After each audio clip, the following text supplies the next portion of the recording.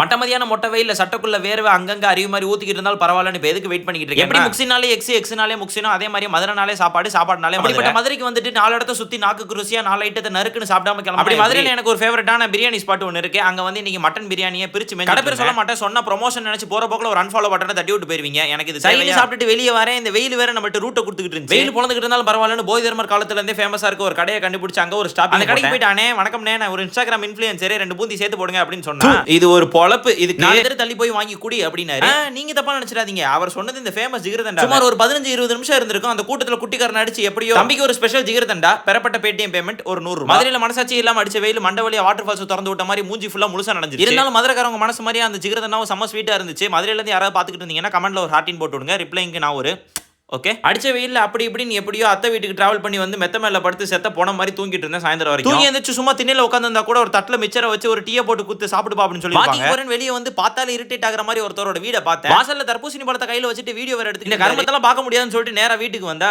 எங்க அக்கா பையன் வேற வச்சக்கண்ண வாங்காம டிவில என்னத்தையும் பார்த்துட்டு இருந்தாப்ல. என்னன்னு ஏதோ ஒரு மொக்க கார்ட்டூன் ஓடிக்கிட்டு இருந்துச்சு. நான் சின்ன பிள்ளை அந்த காலத்துல சோட்டா பீம் ஜெட்டெக்ஸ்னு ஓடிக்கிட்டு இருக்கோம். பாக்குறதுக்கே செம்ம. பல நாள் கழிச்சு இந்த டிஷ் நான் கண்ணில் பாக்குறேன். அதெல்லாம் அழிஞ்சு போச்சுன்னு நினைச்சேன். ஆனா எங்க அத்தை வீட்டுல எனக்காக செஞ்சு கொடுத்தாங்க. இதுக்கு பேர் எனக்கு திக்கடின்னு சொல்லுவோம். உங்க ஊர்ல இதுக்கு பேர் என்ன சொல்வீங்கன்னு மறக்காம கமெண்ட்ல சொல்லுங்க. அவ்வளவுதான் வந்து வேலை முடிஞ்சிருச்சு. இதுக்கப்புறம் பெங்களூருக்கு போய் பொழப்பு தலப்ப பார்க்கணும் அப்படிங்கிறதுக்காக ஒரு பஸ் புக் பண்ணி மூட்டை முச்செல்லாம் கட்டிட்டு கிளம்பிட்டேன். எப்பயுமே ஊருக்கு வந்துட்டு மகிழ்ச்சி இருந்துட்டு போனா மண்டை மேல தட்டி மழை அளவு பிரச்சனைகளை கொடுக்கறதுக்கு பெங்களூர் காத்துக்கிட்டு இருக்கோம். இந்த தடவை என்ன கொடுக்க போகுதுன்னு அடுத்து என்ன போகுதுங்கிறது அங்க போனா தான் தெரியும். மறக்காம ஃபாலோ பண்ணிக்கோங்க. நாளைக்கு வீடியோ சந்திக்கலாம்.